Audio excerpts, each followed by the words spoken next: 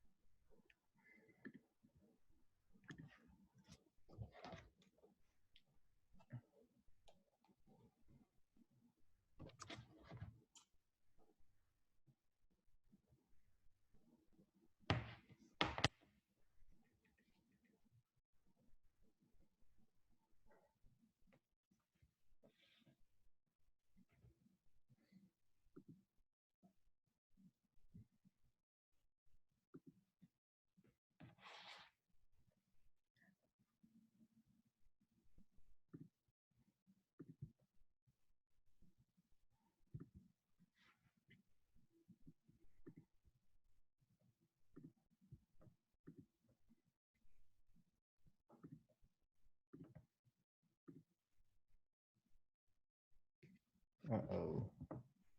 I'm trying to figure out how to share my video right now. Give me one more second.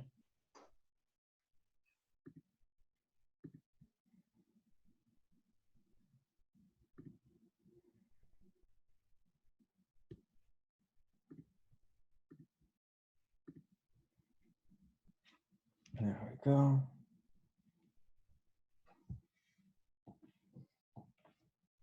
Cool. Can everybody see that okay? Yep. Sweet. Thank you.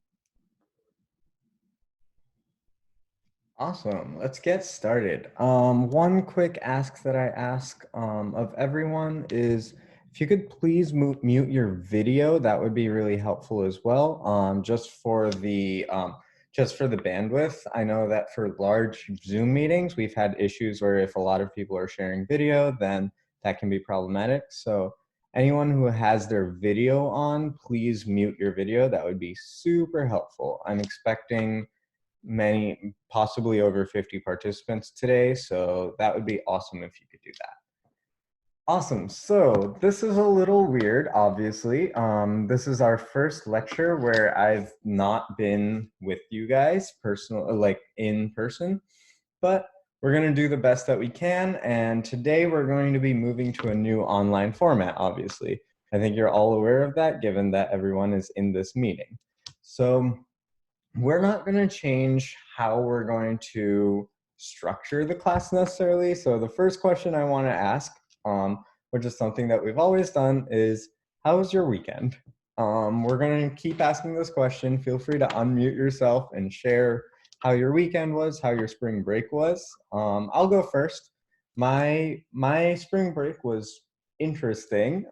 So as most of you know, my girlfriend and I were supposed to go to Italy. Obviously, we didn't go to Italy with the corona outbreak. So we ended up driving to Ohio basically. And don't worry, we were still responsible. We still quarantined ourselves. We ended up driving to Ohio. We ate at one drive-through restaurant like a drive-through place on the way there. And then we got to Ohio. We hung out with two friends, and then we didn't go anywhere, unfortunately, or do anything. Played board games for a week, and then we drove back. And now we're in quarantine. This is day 2 of our quarantine, so we still have 12 more days at least for us to quarantine. So that's been my life. How about you guys? Anybody have a good spring break? Hi, my name is Cam, Hey, Cam. and every day since what was it? Was it Thursday when school closed? Yeah, every day since then has been Saturday, and I've lost track of time. I do not know what today is. I have a therapist friend that I talked to yesterday, and she yelled at me because I've been sleeping at like 3 a.m. every day, and she was like, "Stop it! You need a routine." Oh So that's yeah, something that I've also been struggling with, Cam. I've slept at 4 a.m., woke up at noon. Right, It's bad. exactly. Like yesterday, I woke up in the PM, and I was like, "Uh-oh, that's not healthy or sustainable." So, Yep. yep. Anybody else? Yeah, I drove to Wyoming. You drove to Wyoming. Okay. Yeah. Are you? I'm talking to Kundar, right? Yeah. Kundar, like what was in Wyoming? Just the national parks, or do you have family there? Yeah. I went to Yosemite and then Mount Rushmore Okay. driving back from Wyoming. Interesting. Okay. So I have been following the NPS on the National Park Service on Instagram, and it's been really interesting. Like what I read was that they are super crowded right now. But Yeah. like, And I went to Yosemite because like my dad lives near Yosemite National Park, but I didn't go there. So okay. Yeah, I mean, it's really interesting because like there's not really a problem with going to the national parks as far as I'm aware, except like you should still maintain your 6 feet distance and all that stuff. Um, yeah. so I think that's pretty cool. I think now they've shut down all restrooms too. So like there's no services inside the park, which has been its own challenge as well. But we're living in an unprecedented time, and we should be challenging ourselves physically and mentally as much as we can. So that's why we're here. And anyone else want to share how their spring break was? Bryce, did you go to the national park in Ohio? Is there a national park in Ohio? I don't think Yeah, there yeah, is. There? Cuyahoga. Oh, is Cuyahoga in Ohio? I thought that was like south of there. Huh. No. Well, clearly I didn't go there, but I missed that opportunity, I guess. I really should have, now that I think Oh, about that. But anyway, now we're back to quarantine. Well, now we're back to school. And I have a lot of updates to share with everyone. So I'm gonna go ahead and start sharing those updates really quickly. Let me make sure that I can look at my shared screen real quick. I am not seeing where my share is basically. Let me redo it one more time. Sorry, I'm still new to this, but I'm figuring things out.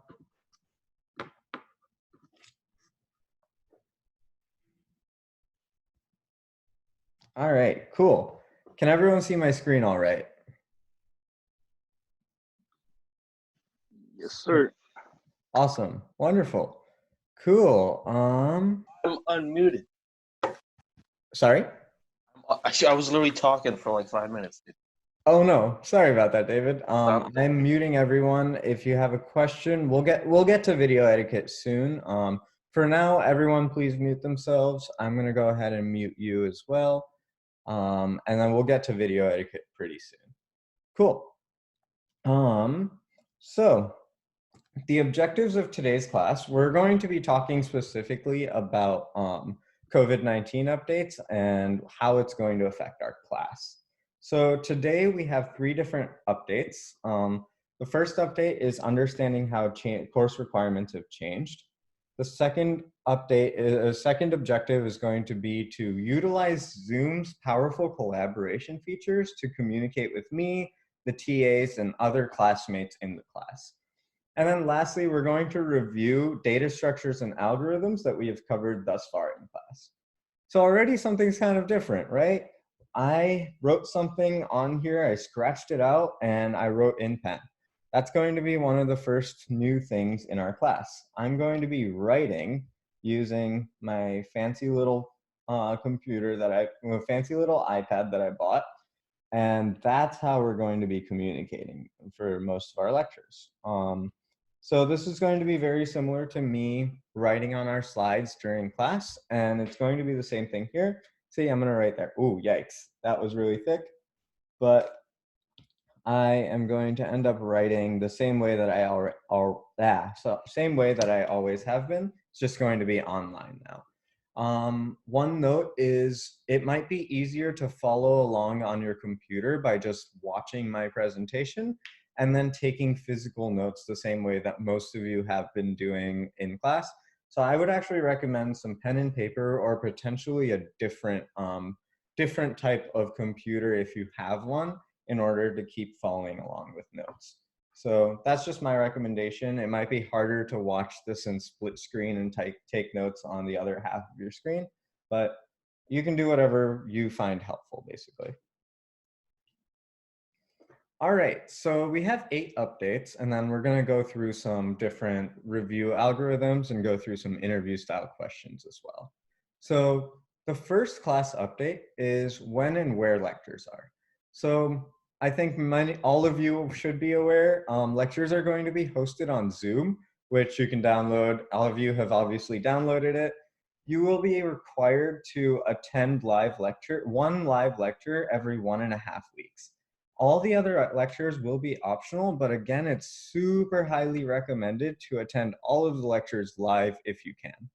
The schedule will be posted in the new syllabus on Canvas, or it is posted in the new syllabus on Canvas, so I want you to mark those down.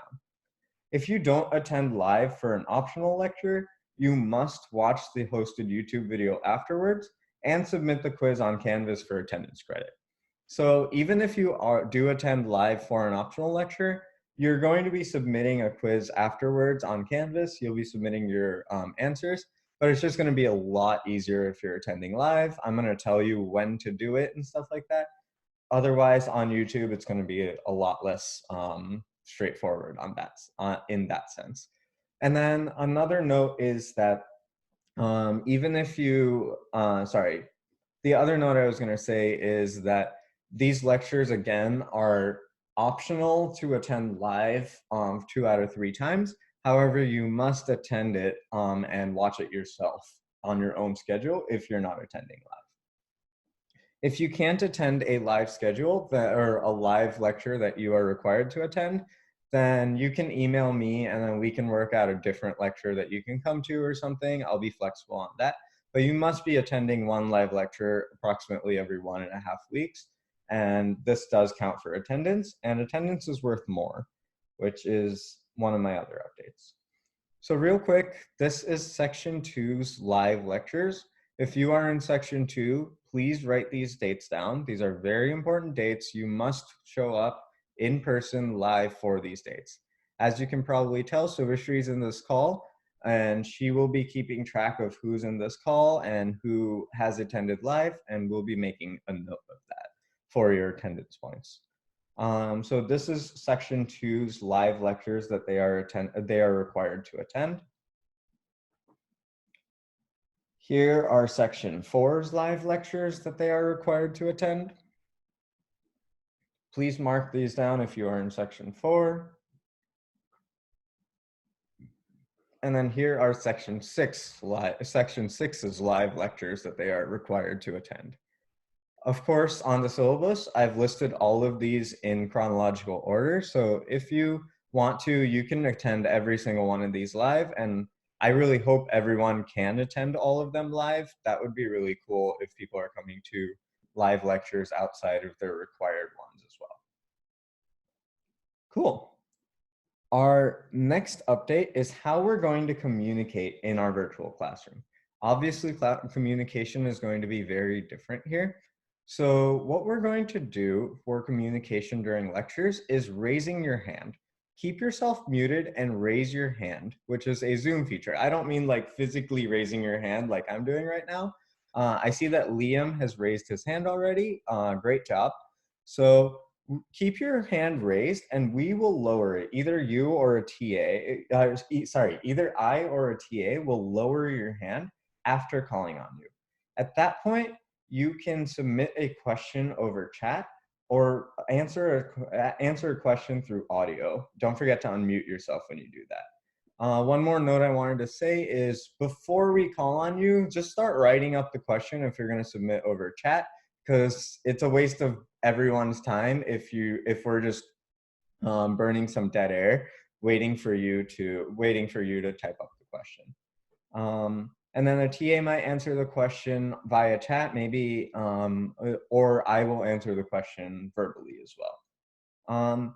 Obviously, for the people who aren't attending live, if you're watching the recorded lecture, you can ask clarifying questions in the general Slack channel, and you can tag me or the TAs. You can just @mention us. I don't know how responsive we'll be. We'll try very, very hard in the virtual classroom to try to get to everyone's questions, but other students are encouraged to respond as well.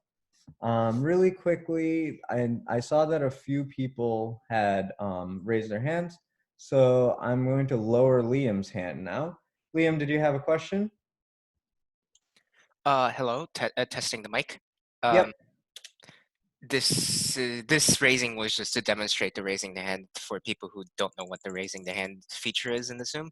But the question was, the live lectures, will all the schedules will be on the syllabus, right? Yes, so I've updated a syllabus. It should be called Syllabus for Virtual Instruction, and you can download it on Canvas. It's in all 3 sections, so please download that and hold yourself accountable to showing up to each lecture. Okay, yeah, just for others' information, just press Alt+U for seeing the raising the hand button, by the way. That is just, okay, that is just extra. I'm gonna mute myself now. Thank you. Awesome, thank you, Liam. That is really helpful because our first individual exercise is everyone raise your hand on Zoom, please. The way that you can do that, wow, y'all are real quick to do that. Awesome. Let's make sure that everyone has done that. I'm gonna go on to manage participants. Okay, keep going, everyone. You can go and press Alt-U apparently, according to Liam. You can also go in and keep your hand raised, by the way. Cool. So most of you are raising your hands. There's about 15, 20 of us who haven't. So let's make sure to do that. I'll give you 2 more minutes to figure that out. You can also go into participants and then raise your hand there. So feel free to do that. All right, we have about 10 people left. Let's figure that out real quick.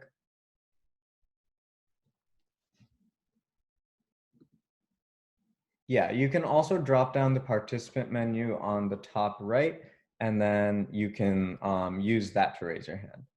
So Brandon, Jeffrey, John, Juan, Matt, Pablo, Subhashree, and Eric, please raise your hands.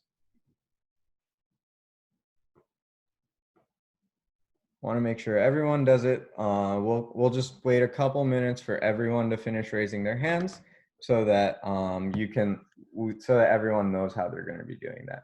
Oh, okay. Pablo has 2 chats open. That's fine. Matt, Jacob, and Brandon, please go. Please raise your hands.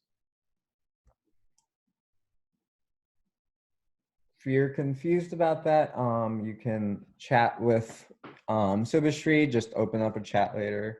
Brandon, you want to do an Alt-U or Command-U, and then that'll pull up the participant menu, and you can press raise hand.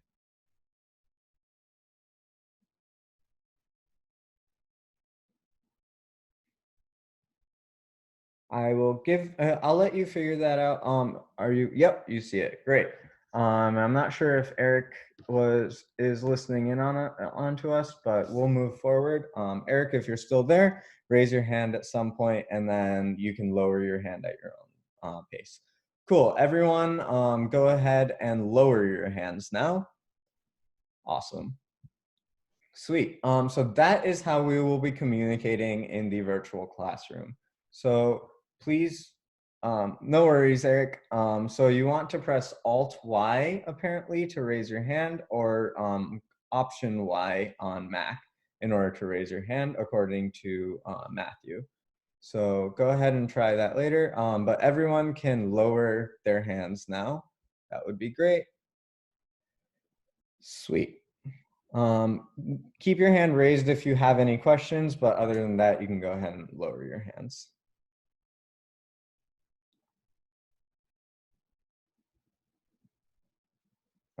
Okay, Jonathan, do you have a question?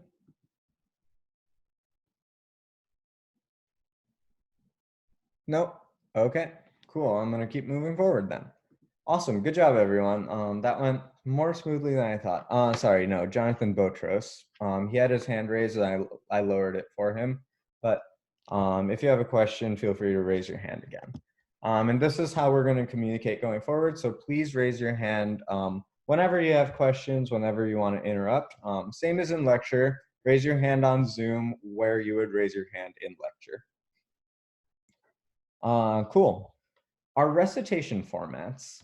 So recitations are still going to be live and required every week. It's going to be the same time as usual, same time that you've been going for recitations. They're all going to be live and they're going to be in your breakout sections, basically. If you need to attend a different recitation than your usual one, of course, feel free to, just like before. That's not a problem at all. You can either email the TA who's doing the recitation or email your regular TA. Both are fine. Recitations, one change is that recitations might be led by either me or Laksha. Of course, I've led recitations in the past, but I might be leading a few more recitations and helping Laksha out as well.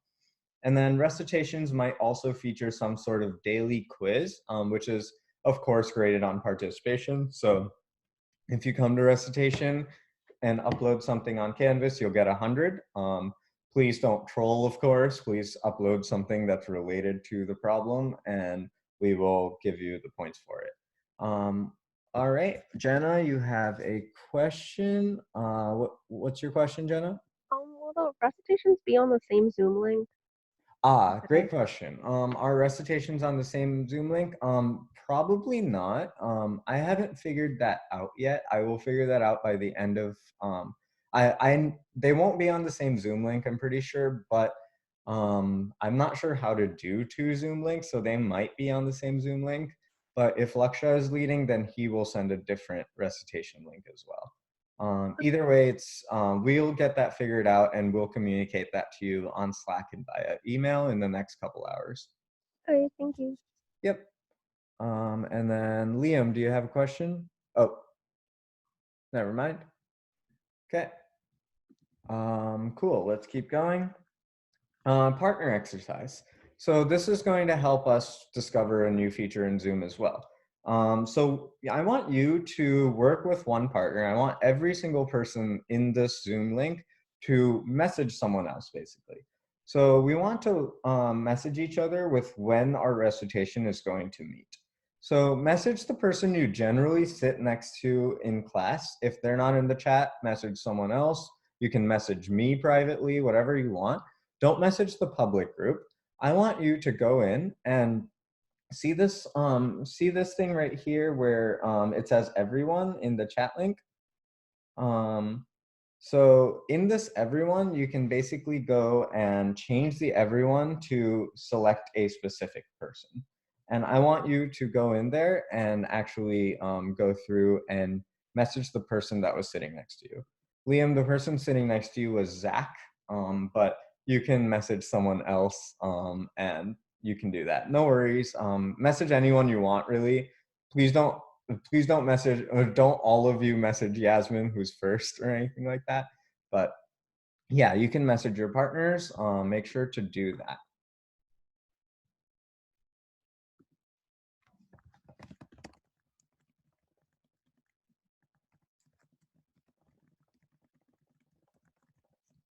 I see that a couple people have been messaging me privately.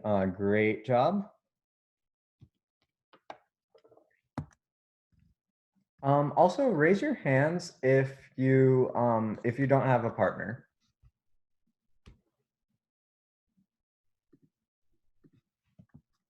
Okay.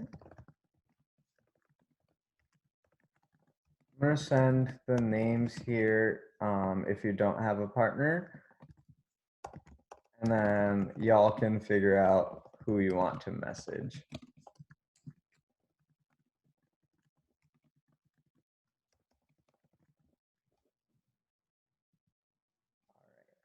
I think that's everyone here.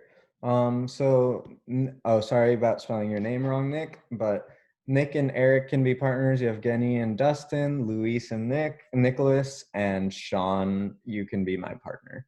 Oh, and actually Michael is also partnerless, so Sean and Michael can be partners as well. Perfect. Did someone put a yellow X somewhere? I didn't know that you could do that, so that's interesting. Please don't write on my screen if you have the permission to. I didn't give anyone permission to, so I'm not sure how that happened. Cool. Awesome. So I hope that everyone has messaged someone.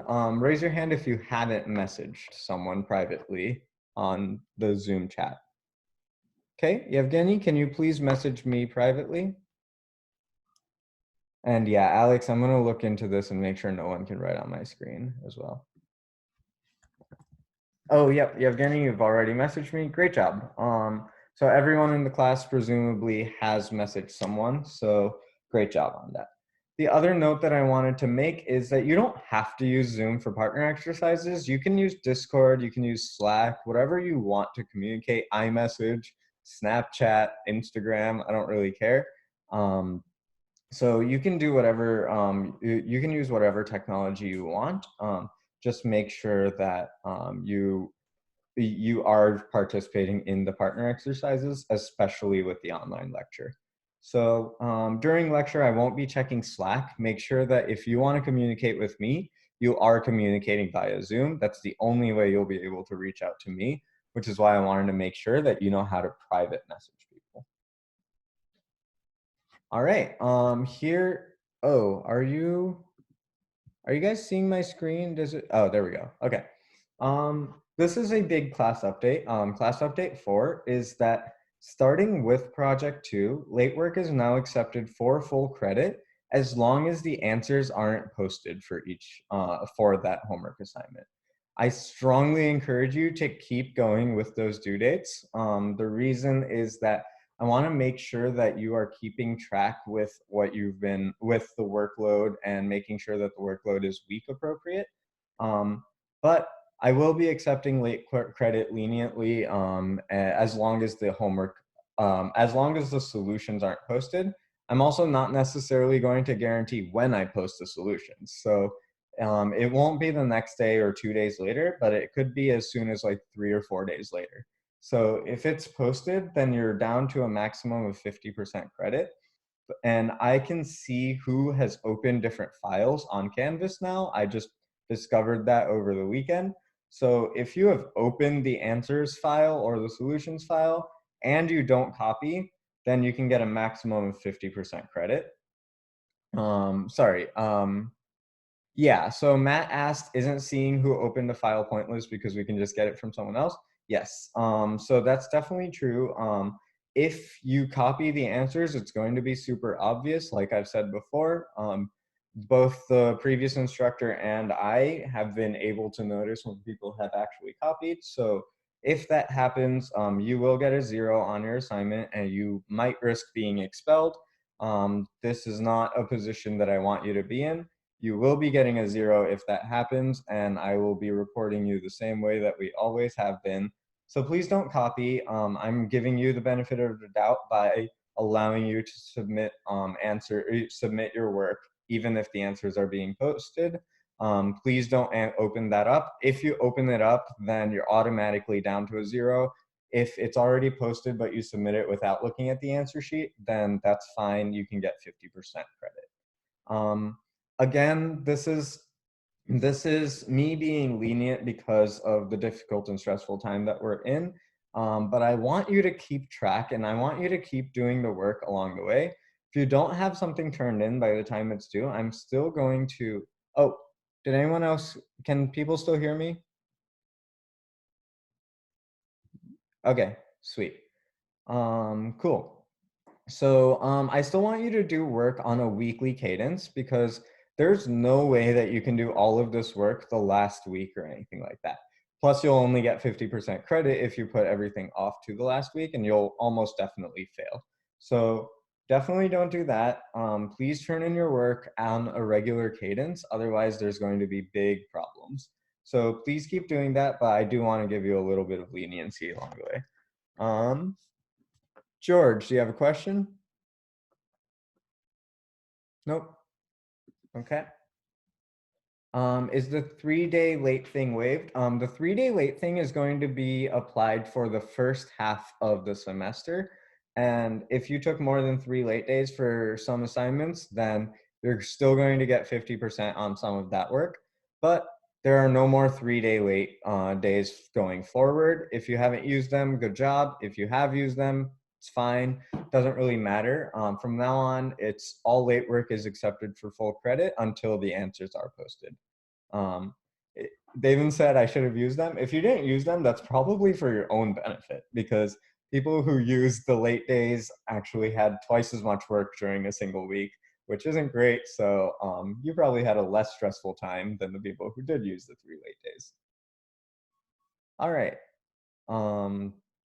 And then the class update 5, I'm sorry you stayed up until 4 a.m. to avoid the late days, Will, but you were just on top of everything.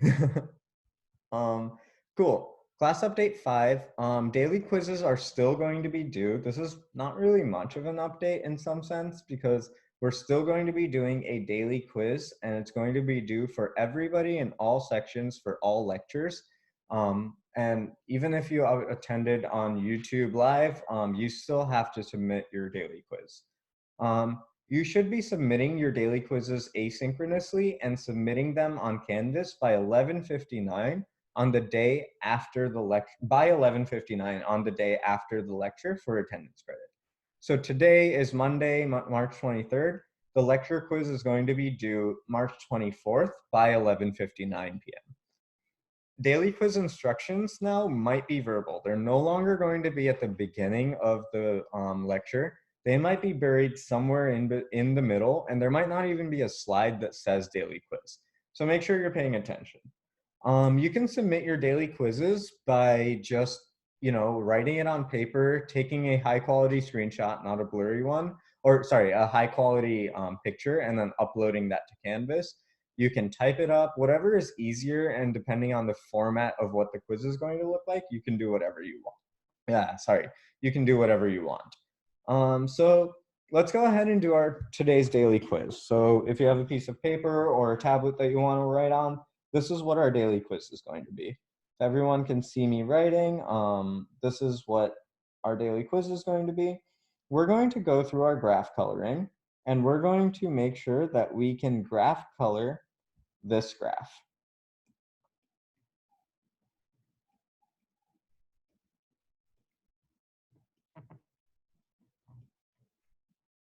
The daily quiz is going to be starting at node A.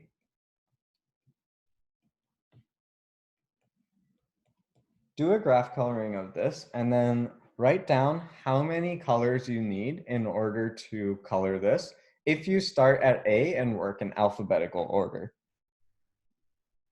So I'm going to repeat that one more time. So you want to start at A and go in alphabetical order. So you want to start with A, B, C, D, E, F, etc. And you want to do a graph coloring basically and figure out how many different colors you want for this graph in order to do a greedy graph coloring of this graph. I'll give you one more minute to either screenshot this if you need to, or write it down, or whatever you need. If you need to do that, that's totally fine. Make sure you record this and everything. Can I say the number in chat or no discussion in chat? You can say the number, that's fine. But I would do it as a partner exercise, if anything, rather than giving away the answer to everyone. So you might want to message someone you were sitting next to. I believe that was Matt. So Cam, you can message Matt and compare with them, something like that. But I wouldn't necessarily throw that I wouldn't throw the answer into chat. I would throw discussions into chat potentially and make sure that you're clarifying anything that you have questions on. All right, can I go ahead and erase this? Raise your hand if I shouldn't erase this graph. All right, okay, Michael is still writing it down in JPG. Okay, oh, that's Jean Paul. Please copy this down. I'll give you 30 more seconds to copy it down. If I don't have that copied, someone can send a screenshot via the chat and so that you have it. All right, I'm going to go ahead and erase that now, but someone else who has it written down can send a picture or a screenshot via chat. Cool. And now we have our 6th class update, which is our grading policy. So the grading is slightly different now. We have 5 homework assignments because our first exam was canceled. So the last exam is now a homework assignment. So we have 5 homework assignments. They're going to be worth 27.5% of your grade. That's including getting to know you basically. So homework 0 is worth 2.5, the rest are worth 5. Project 1 is 15%, project 2 is 20. In class until March 23rd, the attendance was worth 10%. In online attendance now after March 23rd is going to be worth 15%. And then the final exam is going to be worth 12.5. So let's go into partner exercise 2. Again, I want you to privately message each other either on Zoom, Discord, Slack, something like that. And again, I'm going to be cold calling or randomly calling on people the same way I did in lecture. So please make sure that you are still participating and following along here. What is different about the grading here, and what excites you and what makes you nervous, I guess? Let's message your partner about that and make sure that we go over that. So take 2 minutes to do that.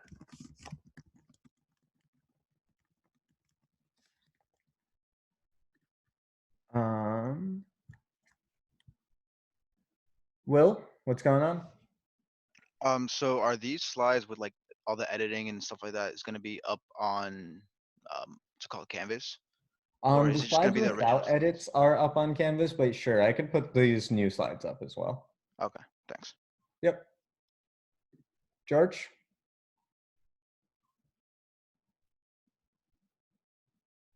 George, what's up?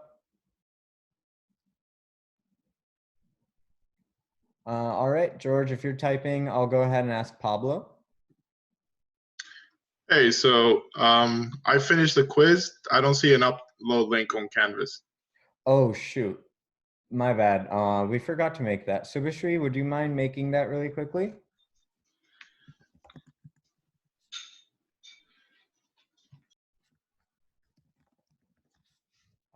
Cool. Liam, what's up? Should I post link to the question of the daily quiz on the chat? Yeah, that would be great if you could post a link to that. That would be awesome. Matt, what's up? Hi, just a quick question. So, how the final exam is gonna look like? That's a great question. I'll get to that in just a second. Sure. Okay, David? Hey, how's it going? You hear me? Yep. So when you do graph coloring, it's the stipulation is that no two nodes connected with an edge can be the same color, right? Correct. All right, that was it. Yep, cool. Awesome. So let's keep going with our class updates. If you don't have to do your daily quiz right now, you can do it right after the lecture or something like that. Cool. So what is now different about the grading? Anybody have any suggestions about things they noticed that's different now? I know I talked to you about some of them.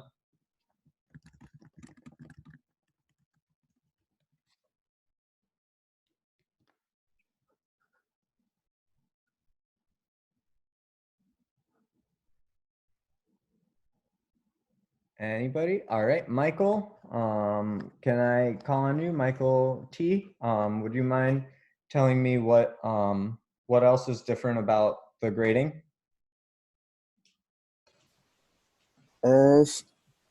In-person attendance is now worth 10% and online attendance is worth 15. Yep. Anything else you noticed? The final is worth 12.5%. Yep. So the final is down from 15 to 12.5 now, and homework is worth 27.5. Yep, those are pretty much it. Oh, and then the project 2 is worth 20 instead of 15 because we no longer have exam 2 now. If you haven't noticed, yeah, there are no exams anymore except the final, so exam 2 doesn't exist on here either. Simon asked how the final exam will work, and I'm going to cover that in just a second. So thank you for participating, Michael. Really appreciate it. Cool. So again, attendance is worth more. There's no exam 2. Project 2 is slightly more weighted. And the final is going to be worth 12.5 instead of 15. Yeah, Evgeny? Yeah, I just wanted to know when are we gonna get the grades for project 1? We're still working on grading it. We also took a spring break. We didn't really spend all that time grading and everything, but we'll have that graded and returned probably in the next week or 2. Okay, sounds good. Thank you. Yep, of course. And thank you, Liam. Liam just posted the graph for the daily quiz in case you need it. Cool. So the final is now worth 12.5 instead of 15 because the getting to know you survey and the homework 0 was worth 2.5% of the total grade. The final, I'm not sure how we're going to set that up. I have a few ideas, but I'm still working with the administration to figure out how we're going to structure that and what online administrative software we're going to use. But it's going to be some sort of software that makes sure that you're not cheating. It might either be artificial intelligence or it might be an actual live proctor. But either way, you will probably be required to make sure that you have a video camera set up and make sure that you're not actually cheating. You can still use your one cheat sheet and that may or may not help you, just like on the first exam, but you should be able to use one cheat sheet if you need to. But we'll go over those details when the time comes. I'm still working on defining how we're going to get the final exam to work, honestly, but we'll go once we get over there. Cool. Cool. Class update 7 is that for in-class coding, we're still going to, there may still be some guided coding exercises during lecture, but some of the Replit work will be independent and should be completed asynchronously. What I mean by that is usually during lecture, I let you have 20 to 30 minutes at the end of class to actually do your Replits. We're not going to do that anymore because that doesn't make sense for me to necessarily be like sitting here on live air waiting and just checking in with everyone offline and stuff like that. So I'm going to make sure that you're doing it, but I'm going to do it asynchronously. Tim, was that a question?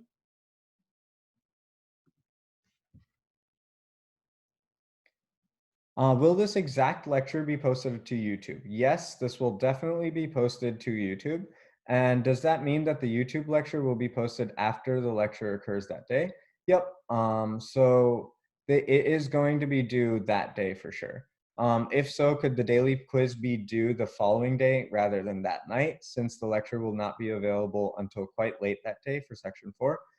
Yeah, so it is due the following day. It's going to be due Tuesday at 11:59 p.m. Not Monday at 11:59 p.m., but a full like 48-ish or 36-ish hours afterwards to make sure that you actually have one full day at least to do the daily quiz.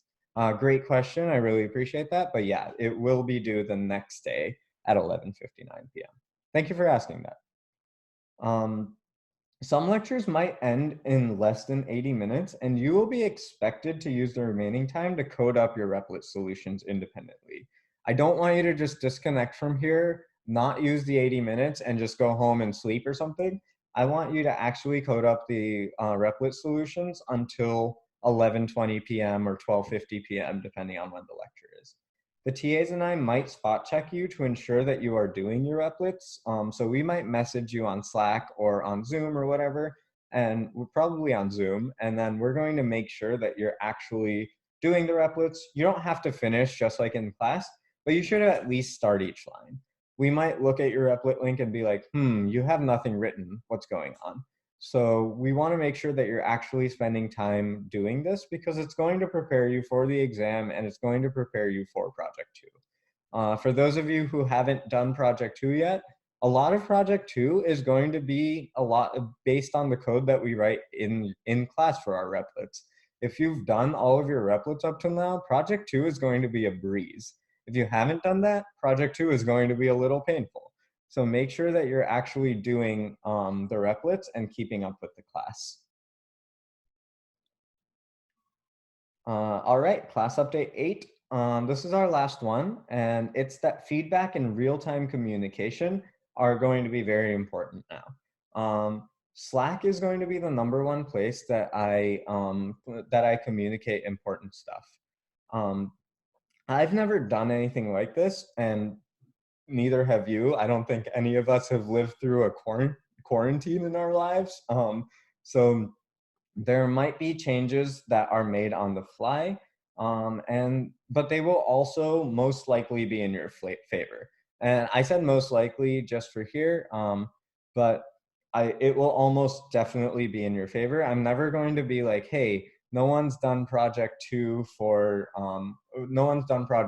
now it's worth 75% of your grade. I'm not going to do anything crazy like that. But if we need to change the way certain things work, there might be changes that are made on the fly, but I will always communicate them at least 3 days in advance or something like that. And if there's anything against you, that you feel uncomfortable with, just let me know and I'll take that feedback. Feedback is super important overall. Now it's more important than ever. And if anything at all could be better or isn't working for you, I want you to let me know. I want to make sure this class and this new model works best for everyone. So if you have any issues at all, please post the feedback. The best way to post the feedback, if you're comfortable, would be in the general chat so that other people can upvote or have discussion on that. if it's private feedback, if you feel like you're being left behind or something, please feel free to message me. Really, really want to make sure that you are communicating that. All right. Any questions on any of our first 8 updates or on any of our class updates?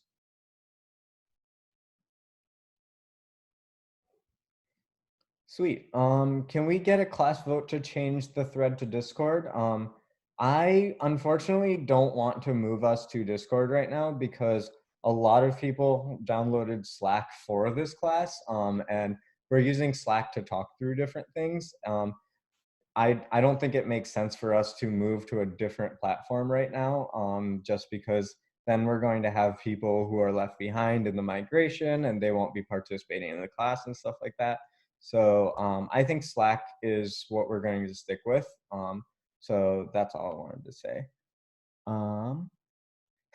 Yeah, we could do a CS 435 plays Replit and do a fun little challenge where we do a line by line coding exercise. That would be fun.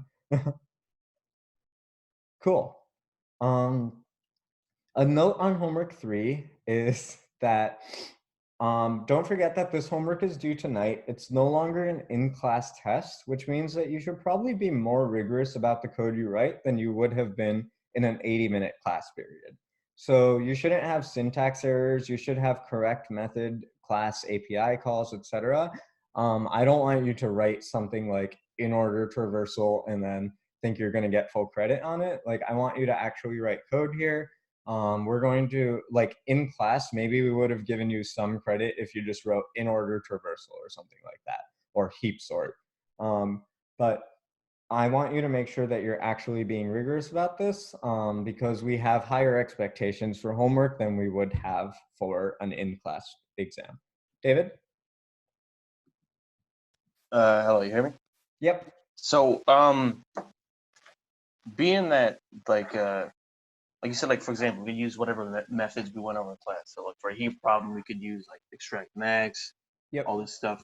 Are we supposed to, like, import our our language's heap library? Are we supposed to write the heap ourselves? Like, because it would seem sort of onerous to, like, say, oh, you can use these functions, but you have to rewrite them instead of just saying, like, heap, extract max, or whatever. Got it. Great question. You actually don't have to re-implement heap sort or extract max or like a traversal, Yeah, you don't have to implement those unless you are changing them. Like I said, if you're using it out of the box, just use it out of the box. But if you're changing even a single line of code that you would need in that, you have to rewrite the entire thing. So, like, if I have a solution that uses an inner traversal, just stock, no changes, I don't have to recode it. Exactly. Yep. All right, cool. Thanks. Yep. Dorian, what's up?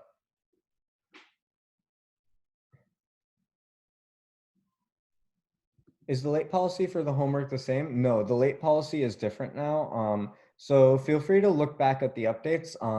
Late work is now accepted for full credit as long as the solutions aren't posted.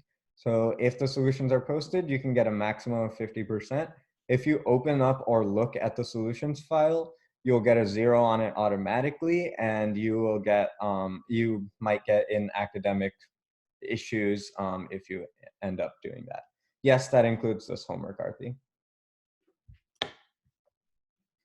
So again, if you want to make sure that your solutions are really good and they're rigorous, you can take an extra day or 2 to polish your answers.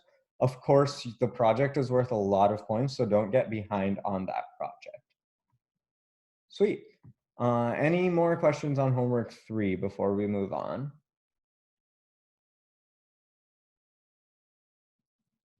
Great, let's move on. So the rest of the class, we're going to focus on interview questions. So I'm going to give you an interview question, and then the first one, we'll go over how to solve it together, and then you'll solve it independently.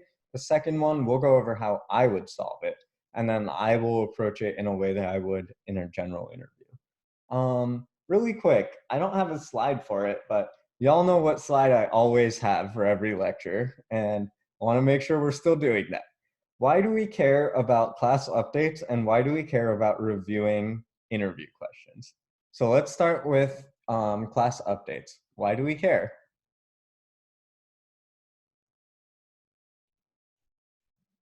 raise your hand or you can chat, whatever you want to do. You can, let's make sure we do that. David, what's up? Because we gotta still do this class and graduate, so we have jobs and can afford food in the quarantine. Yes.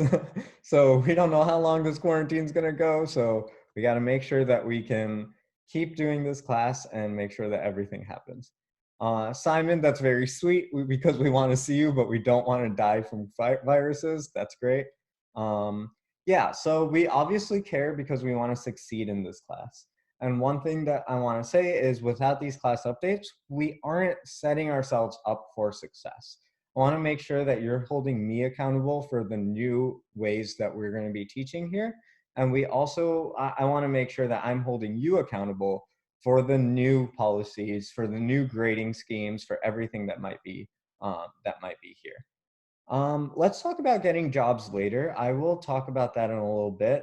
Getting jobs might be harder during the quarantine, might be different. I'm not really sure yet. I want to get more of a view of the landscape of the industry before I come back and communicate that with you guys right now. Why do we care about interview style questions?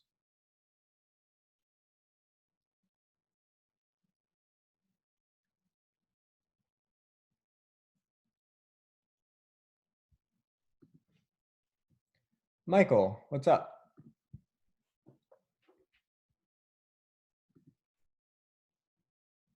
We care about interview questions in order to help us better prepare for jobs, like successfully getting jobs after graduation, and to make sure if our skills are still up to par. Totally. Yeah. So yeah, we want to make sure the number one goal that I have outside of the class, I want to make sure that everything that we're doing here feels like you can actually apply it, and apply it in the sense of going into an interview and knowing when you would use these different data structures and algorithms. We've done a why do you care on this maybe 5 times already, and we're going to keep doing interview style questions both in recitation and lecture, because this is kind of the point of this class. I want to make sure that you're prepared for technical interviews. They're fun. They keep the brain sharp for sure. They will help you go through with different interviews. Definitely. That's my number one goal. And they best demonstrate our knowledge. That's super important, Jacob. So thank you for pointing that out. They best demonstrate how well you actually know the algorithms and data structures in this class. So if you know what heap sort does, that's great, but I want you to be able to evaluate when you're using heap sort. I want you to be able to understand why you would use heap sort. The why and how are much more important than the what.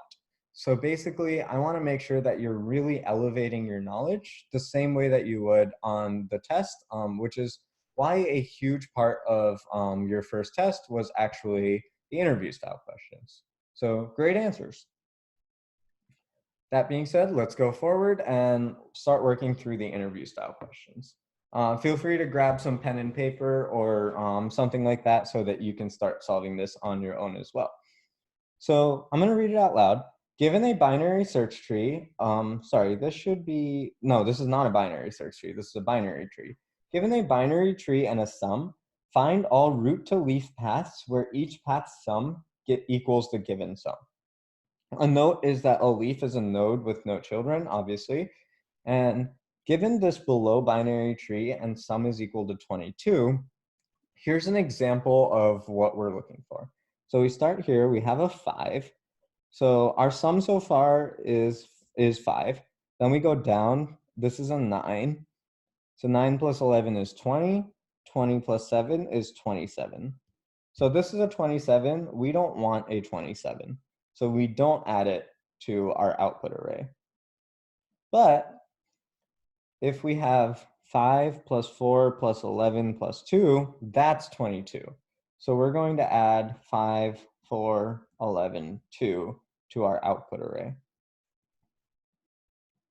And then let's see, what else do we have? 5 plus 8 plus 13, that's greater than 22. 13, 17, 22. Okay, so 5, 8, 4, 5 is another combination, which would give us 22 as well. So our output is going to look like that. And just to make sure that we check, 5 plus 8 plus 4 plus 1 doesn't equal 22. So this is going to be our total output. So that is what this question is asking. So we've already clarified the question. We've went through an example ourselves. We've presumably done some edge case testing. I guess we can say, what do we do if BST is null? So if the BST is null, then let's just say we return an empty array. So there's our edge case right there. If it doesn't have it, then we can still return the empty array as well. Or no paths found. So we can just return an empty array. So as a partner exercise, what data structures and algorithms sound most useful for us to do this? So here are all the data structures and algorithms that we've covered in class. You can read through it, and I want you to go through with a partner exercise and go and ask what data structures sound useful when we're actually doing this. Liam, do you have a question? Yes, that looks like the right output type that we are looking for here. So great clarification, and I would love if you do that during your interviews as well. Okay.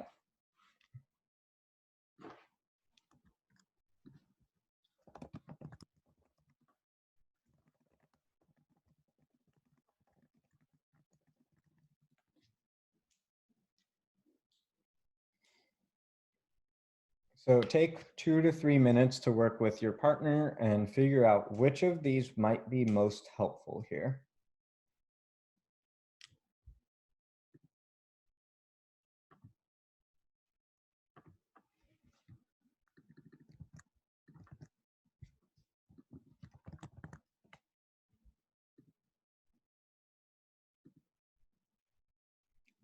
Yeah, you can only start from the root. So it's going to be root to leaf. So 4 plus 7 plus 11 won't work here. Great clarifying question.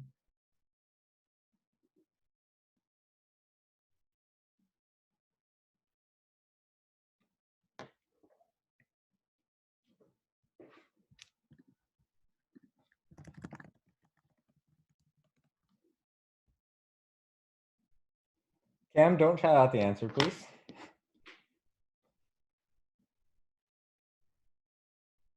Awesome. Couple things. Let's go ahead and I'm going to call on a few people. Yasmin, what would be helpful? Which of these data structures or algorithms sound most useful to do this? You can send it via text or talk out loud. Hi, I think that we can use the bit per search and the graph coloring. I'm not sure. Okay. Why do we think DFS might help? Because the always traversal until the end. Okay.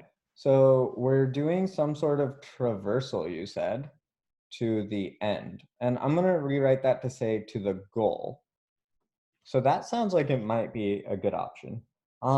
Jenna, what do you think? I thought to use depth first search as well, because since you're trying to get to the leaf, you pretty much can do like a depth first search until you get to a leaf, and then have the backtracking of the nodes that you visited before to see if it's equal to the sum. Ooh, interesting. Okay.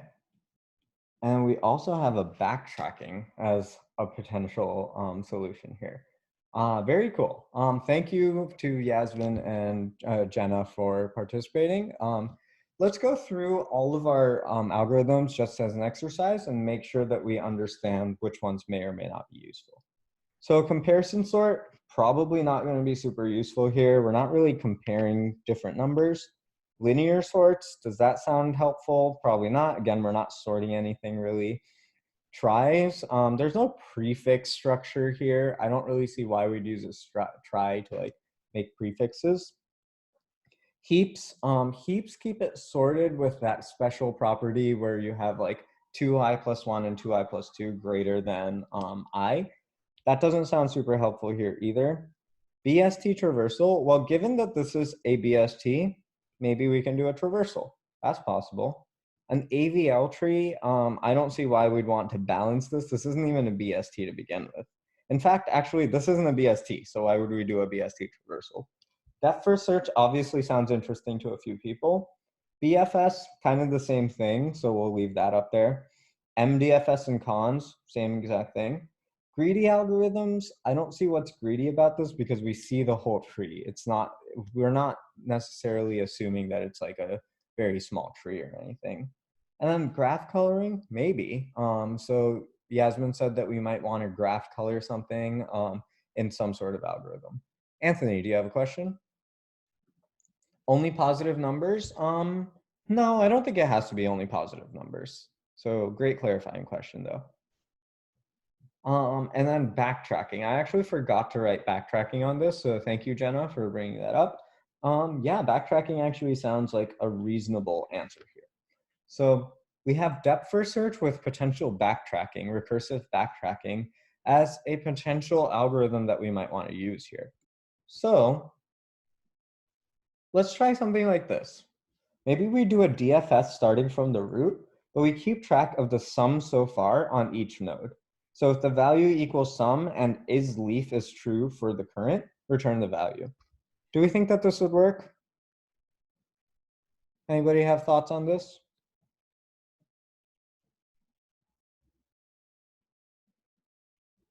Yeah, Liam, what's up? This is another question, but the interview. So can I change the input tree to modify it? No, you may not change the input tree. Okay. Yep. Sean, why don't we think this is going to work? Can you hear me? Yep. I don't think it, because that's not the correct return value that we're looking for. We want like a list of arrays, don't we? Absolutely. So we're looking at this and we're saying we're returning the value. The value is just going to be 22. Why would we return 22? That doesn't make any sense. So we absolutely don't want to just return 22 every time. Doesn't make any sense. So what we actually want to do is what, Sean? We want to like check the value and compare it to, I don't remember what the variable was, but like the sum that the method passed in. Yep. So we have the sum. We want to check that value. And if they're equal, what do we want to do? Then if it is a leaf is true, if the value equals sum, then we want to add all the nodes to an array and put that in the return list. Yep. Add nodes in order to output array. Exactly. So we can basically have a list of all of our nodes in order. That's why I'm making it into a list. And then we add that list to our output array. Excellent answer. Pablo, must the leaf always be in the answer? Yes, the leaf has to be part of it. Otherwise, it wouldn't be part of the answer. David, I would appreciate if you don't shout out the answer either. Same way as in class. We want to make sure that everyone has a chance to participate as well. So cool. So we want to add the nodes in order to the output array. The other thing that we want to do is, like, will this get us what we want, doing a DFS from the root and then keeping track of the sum so far?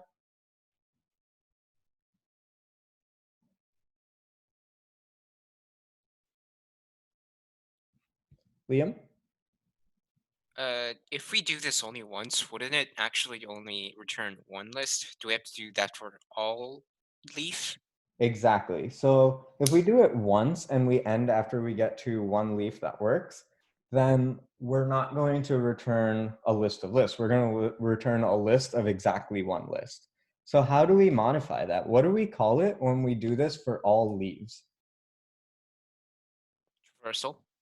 A traversal. Wait a minute. Sorry. Yeah. I mean, I should have. Never mind. Okay. Yeah, I should have raised a hand again for that one. Sorry. No worries. I was calling on you. Oh.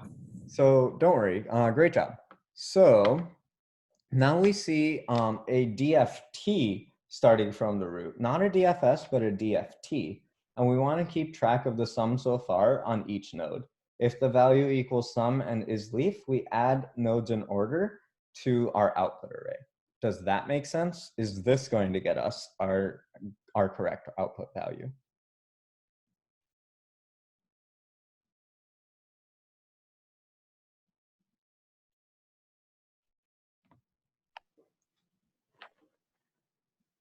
Robert, did you have a thought, or did you just unmute? I just unmuted. Oh, okay. Yeah. No worries. Well, while I have you, do you think that this is going to work for us?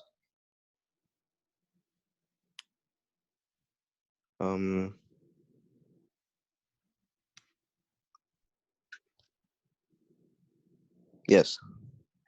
I think this is going to work as well. It's gonna work. Yeah, I think this will work for sure. We do a depth first traversal starting from the root, keep track of the sum so far. If it's equal to sum and it's a leaf, then we add the entire path. That makes sense? Yep, thank you, Yes. Robert. Cool. I'm gonna go ahead and mute you, Robert. Awesome. So let's go into interview question 1. We already went through this. Why won't this algorithm return what we want it to? We have 3 different errors here. So this looks a lot like one of the questions on our exam. I gave you code and I asked you what's wrong with the code. This is the same thing. I gave you pseudocode and I said, what's wrong with the pseudocode? Here you're seeing 3 different things that we needed to actually change in order to make this work. Homework 3, here's a little hint. For the question that asks you what's wrong with the code, there's at least 3 different things that you're going to have to change in order to make that code work.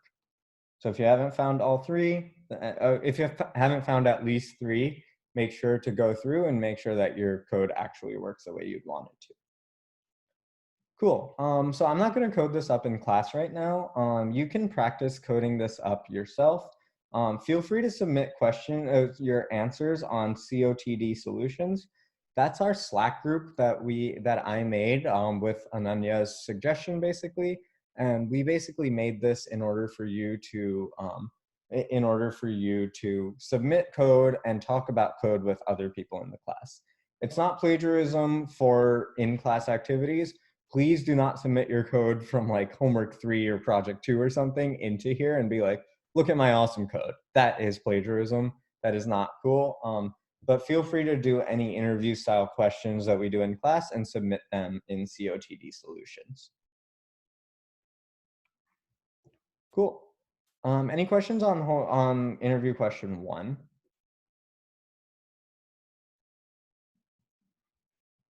All right, moving forward to interview question 2. So we want to write a function to count the number of smaller elements on the right of each element in an array. Given an unsorted array ARR of distinct integers, construct another array count smaller such that count smaller I contains counts of smaller elements on the right side of each element array in I. So let's do an example here. So we have 5, 2, 6, 1. How many elements are smaller than 5 here? That's 2. So 2 and 1 are both smaller than 5. So we say 2 is the first element in our output. How many elements are smaller than 2 on the right here? That's only a 1. How about the 6? How many elements are smaller? Only 1. 1 has no elements to the right that are smaller than it. So we return 2, 1, 1, 0. So anybody have any clarifying questions on this? Otherwise, we'll go ahead.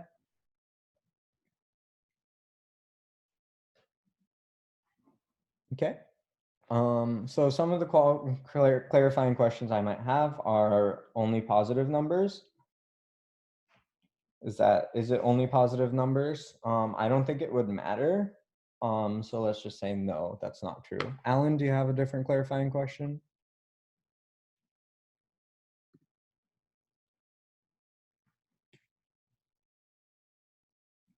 I think Alan might be typing something up, so feel free to, I'll keep going and I'll answer your question when we see it. Oh, can there be repeated numbers? Let's just say that there are no repeats. Great clarifying question. And then let's see, let's do some edge cases. If it's null or there's only one element, then we can just return 0, basically, a list of just 0, something like that. Cool. Let's keep moving forward. So for interview question 2 here, we know the brute force solution is very straightforward. So we have an output array, and then we have a for loop, basically. We have a 2-pointer approach where I is our first pointer, and then we have a j loop here, which basically starts at I plus 1. If the element at j is bigger than I, then we increment the value in our output and then append that here by saying output I equals count smaller. And then at the end of all this, we return out. What's the runtime of this?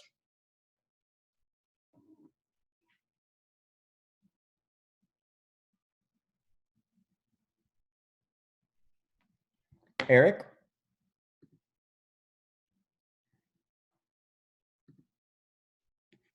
Eric Rogers?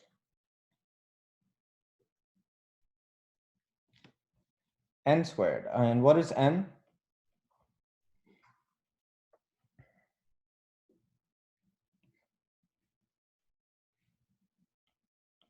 Where n equals input dot length. Yes. So yes, it's going to be big O of n squared or theta of n squared. So we're going to keep doing this until we see every single element, basically. Correct. N squared isn't super great. That's a brute force solution. So maybe we should use a data structure, some algorithm we talked about in class to make this better. So for partner exercise 4, it's going to be the same one. What data structure or algorithm sounds most useful to do this? Let's take 2 minutes to figure out what might be our best data structure that we use here, or algorithm.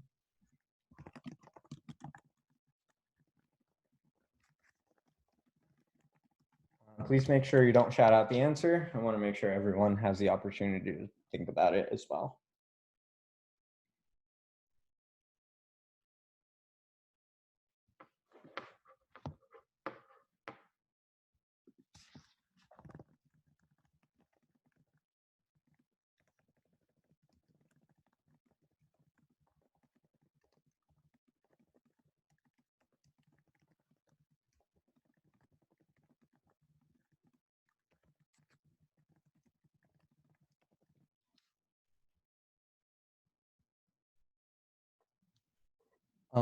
Pablo, what's up?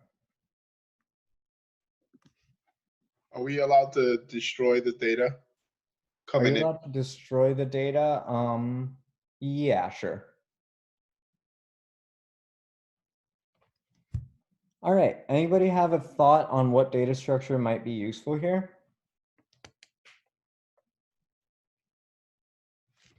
David, what are you thinking here? I was thinking of counting sort. Count sort? Why count sort? I'm not sure, but intuitively, it feels like it might work. I definitely need to put more thought into it. Okay. Yeah, and I apologize in advance for springing this question on you and giving you 1 minute to answer my question. Count sort, that sounds interesting because obviously we're counting in some way the number of elements that are equal to something. Potentially count sort could work here. Let's go through our list one more time and we can keep track of which algorithms might sound useful here. So again, I'm just going to write backtracking because I forgot about it. But yeah, going forward, comparison sort, I don't really see, well, one thing about sorting is that we're going to change the order of different elements. Any data structure here that changes the order of the elements in our input probably won't work because we have to keep track of how many things are to the right of a single element. So I'm going to say right off the bat, anything that changes the order of stuff probably won't work. So let's get rid of comparison sorts. Let's get rid of linear sorts. Heaps change the order, so we don't want that. Tries don't change the order, but prefixes are going to be different here. So like, do we have a prefix really? Not really. There's not much of a prefix that we can do. Vineet, what's up? I would say maybe a binary search tree. A BST? Okay. What are we thinking about a BST? I was thinking that you could go through Vineet, you're very quiet. Sorry I was thinking maybe we could go through the list and add each element to a binary search tree, and then after we've added each item, we count how many nodes are on each side for each child, maybe something like that. Okay. So if we add everything into a BST, so maybe not BST traversal, let's think about a BST. So if we add every element from our input array into a BST, then what can we do from there? Let's add them into a BST. So we see a 5, and we're going to add them in order. So we add a 2, then we add a 6, then we add a 1. So we look at a 5. After we construct this BST, what are the number of elements smaller than it? Well, we have all the elements to the left side here. And we know that by property of a BST, everything to the right is bigger than it.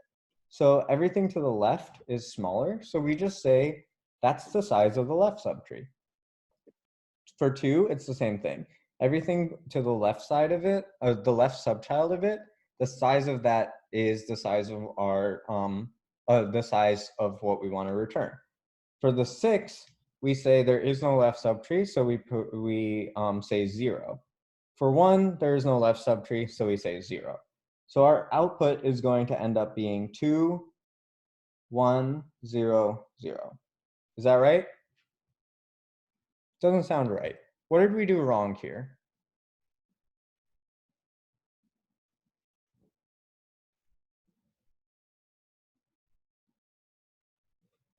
Liam, what did we do wrong? So the thing over here is that the method that you mentioned only works if the top root is definitely the largest of the whole. Correct. If it's the largest, then it would work. But we can't guarantee that we can pretty much guarantee it's never going to be the largest, in fact. Yeah. So David, what are you thinking? Okay, sorry. Just unmuted my mic. So we're actually destroying the order of the array. Are we? When we well, if you're asking like that, maybe not. I think we're keeping the order the same. We're just inserting them into the BST in a specific order. Kevin, what are we thinking here? Hi, what if you delete the number after you figure it out and then replace it with the next number in the If you list? delete the number and replace it, I So, like- guess I can see how that would work because you're moving to the right on each step. That could potentially work. I haven't tried that yet, but given we have 3 minutes left, I'm going to walk us through how I would do it. So this 6 is the problematic number, right? So the only thing we need to keep track of is the 6 is a right child of its parent. And we know that right children are bigger than their parents. So what we want to do is say, now that we've inserted a 6, we know that we can basically say that if it's bigger than its parent, take the parent and its left subtree size and add them together. So 6 is bigger than, oh, sorry, wait a second. Sorry, I don't think that's gonna work. Oh boy, yeah, I had an issue with my algorithm. I didn't realize that. Demos, what were you thinking? Oh, what if you treat them as you print them in order, meaning that you compare them with the next order every element? So I guess if you print them in order, like do an in-order traversal of that, we're going to end up with something like 1, 2, 5, 6, which might not necessarily work here. An optimization to the brute force algorithm, if the previous number was smaller, use that previous number's output array to run the algorithm on. You could technically do that. I think that would work. It would still result in O of n squared time. So the algorithm that I actually had here was, instead of just doing a BST, let's do an AVL tree. So let's think about this output array, and we can do the following. Let's make an AVL tree out of it. So we're going to add a 2, then we're going to add a 6, and did I have the right 5, 2, 6, 1? Yep. Okay. And then we add a 1 here. And then, let me think about this for just a second. I'm sorry, I thought I had the algorithm here, but it turns out I did not. So yeah, this would still be an AVL tree, but it wouldn't actually do what we wanted it to do. So my algorithm was wrong. I will get back to you on that. I apologize because I thought an AVL tree would work here, but it does not. Or it probably does, but I misinterpreted how I would do that. So I will get back to you. Big apologies on that. But we will proceed to our last slide here, and then we can talk about, I will give you the, I'll give you my algorithm afterwards. So for interview questions, our lessons learned are that firstly, we notice how the input and output types don't necessarily correspond with the algorithms and data structures we used. For example, we used DFS on a BST input. We didn't use an in-order traversal. We didn't try to use an AVL tree. We used DFS here. One way to approach these questions is to figure out the distinct advantages that each data structure gives us instead of the data types that they're usually associated with. So again, we don't want to figure out like, hey, this deals with numbers in the range of 0 to 1, so this has to be bucket sort. That's not what we want to do. We want to instead be like, hey, can we map this to a list of numbers 0 through 1 so that we can make sure that if we need to, we can use bucket sort because the numbers are evenly distributed. And then one thing to note is data structures are usually pretty fungible. So for example, problem 6 on homework 3, you might notice that these are integers that are being given to you, but maybe you don't care that they're integers. Maybe you can use something that usually uses, I don't know, arrays. Maybe it uses strings for the most part, or characters, but you can use a different data structure that in a different way so that you can use the advantages of it instead of necessarily looking at what data types the actual inputs are. Anthony said, have each node remember its index in the array and only count them if the index is greater than the current index. That would definitely work. I think that might be the missing piece that I had here. So I think this would basically be a 0, this would be a 1, this would be a 2, oh sorry, this would be a 2, and then this would be a 3. And now we look at the 6 and we say its parent is smaller. So we look at the size of the numbers in the left subtree of 5 that have index less than 2 and are less than itself, basically. So now it's going to be everything in here that has index less than 3, or less than 2. And that would work, so we'd have a 5 and a 2. Oh, sorry. We want to look at everything greater than that index, and we want to count those. So 5 and 2 don't count, but the 1 counts. So we would return a 1 here. That makes sense. Thank you for finding that, Anthony. I think that was the piece that I was missing that I originally had. I think this is actually an O of n algorithm, not an O of n log n algorithm, but I might be wrong on that. So I'm going to take another look and I'll get back to you. Oh, would you still be iterating the whole left side of the tree until you find the index you want?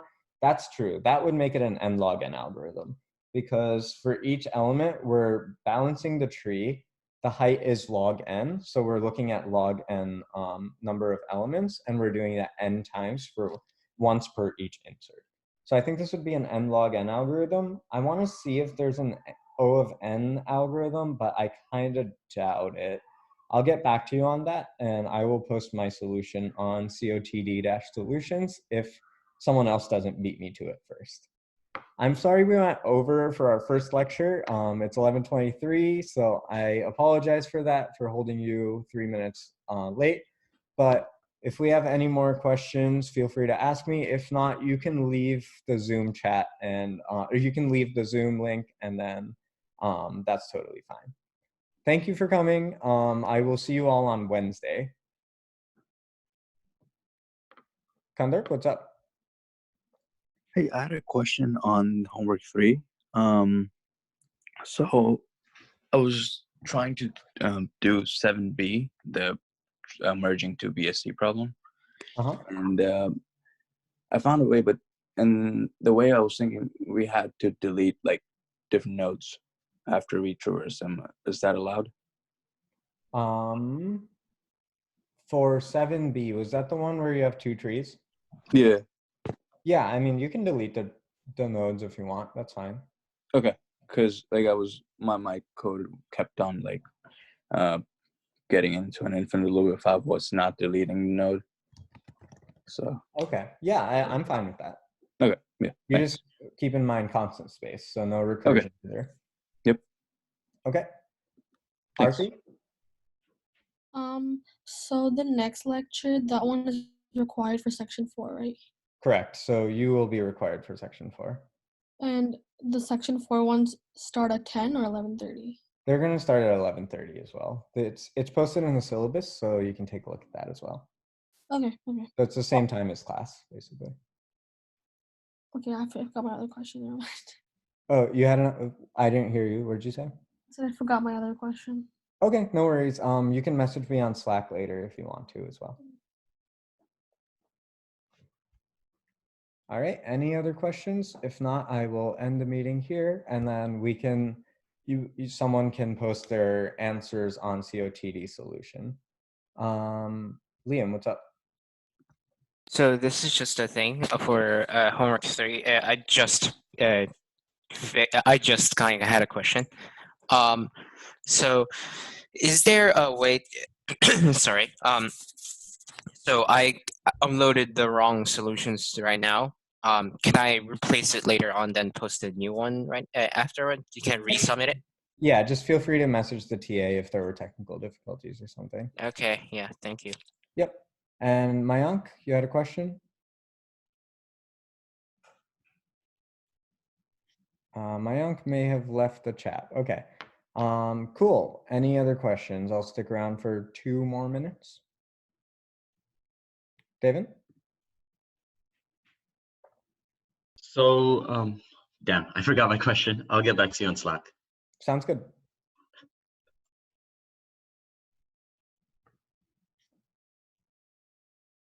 Someone mentioned if we want to make the meetings longer, that's totally fine. I'm going to make the first 80 minutes actually part of the lecture, and then I can stick around for Q&A as long as we want to most days, so that's totally fine. Oh, sorry, I didn't read yours, Alex. My bad.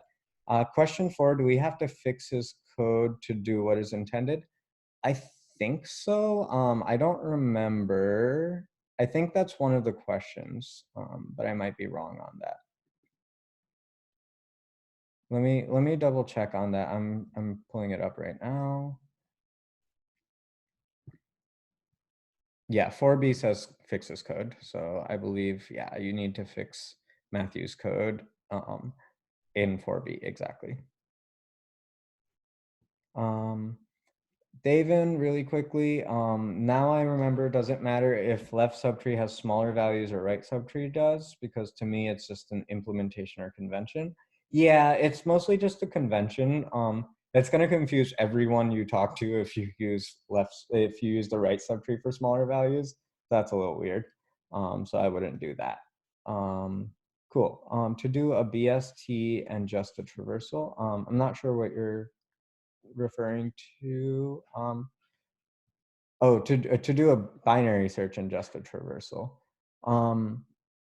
Yeah, I'm still not sure what you're referring to there. So if you could clarify, that would be great. George, what's up?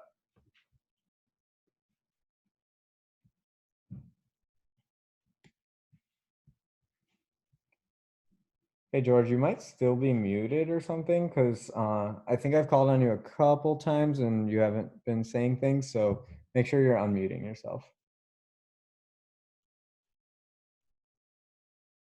No. Hello? Hey, Josh. Yep. Can you hear me? Yep. Oh, okay, sorry. When we're inserting into like the data structure we want to use, that also counts as a time complexity, right? Correct, yes. So won't a lot of these algorithms have like a minimum like O of n in that case? Time complexity? Yes. Like when we're just doing interview questions in general? Okay. Yep. Okay, thank you. Uh-huh. The written code on it, does it traversal? Does it mean to return a value from the code? Yeah, so that is one of the problems with it. It just returns the value. Maybe it should be returning true or false. Maybe it should be returning where the path is, something like that. That's up to your interpretation, basically, Alex. You can make it return what you think makes the most sense for binary search tree. For binary search. There are multiple right answers. It's not necessarily like one right answer or what I'm expecting, but whatever you want to return is probably fine. Secondly, on question 3, the code is infinite. Is that a typo? Probably. The code is not infinite here, actually. So that is something to note here. Oh, wait, is it infinite? No, it is. X divided by 3 could be below, it's never below 0, but it could be equal to 0. And I want you to think about why x by 3 is equal to 0. And then I saw one more question. That's going to be my last question that I answer. Maybe not. Okay, cool. So Alex, feel free to follow up with Yevgeny or Devin. They can help you with why it's not an infinite loop there. I'm going to end the meeting here. Thank you very much for coming, and then we should be able to, we'll conclude the meeting, and I'm going to post this on YouTube as well for you to watch later. Thank you. Bye.